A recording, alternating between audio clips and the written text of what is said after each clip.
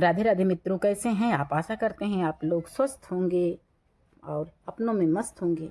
आपके लिए प्यारा सा चुटकुला गीत लेके आए हैं, पूरा सुनिएगा। चैनल पे नए हैं तो कमेंट ज़रूर कीजिएगा, सब्सक्राइब कीजिएगा, चैनल को सपोर्ट कीजिएगा।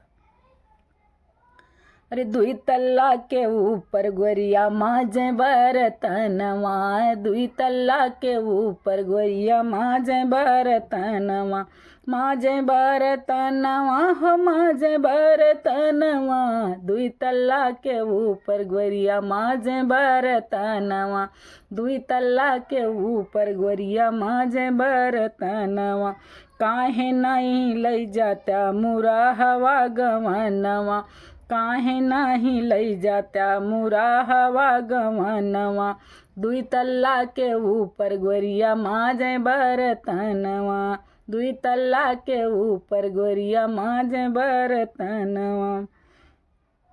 अरे एक दिन बोलौत्यू माई अपने बहनवा, एक दिन बोलौत्यू माई अपने बहनवा, पकड़ के लतियाई तो उनके माई के समानवा, पकड़ के लतियाई तो उनके माई के समानवा, दुई तल्ला के ऊपर गोरिया माजे बरतनवा, दुई तल्ला के ऊपर गोरिया माजे बरतनवा।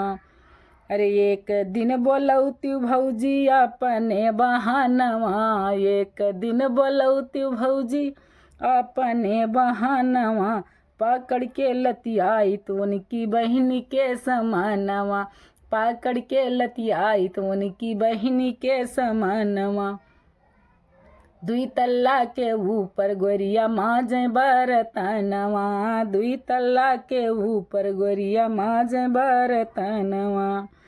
एक दिन बोलौती दीदी अपने बहनवा, एक दिन बोलौती दीदी अपने बहनवा, पकड़ के लतियाई तो उनके भैया के समानवा, पकड़ के लतियाई तो उनके भैया के समानवा, दुई तल्ला के ऊपर गोरिया माजे बरतनवा, दुई तल्ला के ऊपर गोरिया माजे बरतनवा।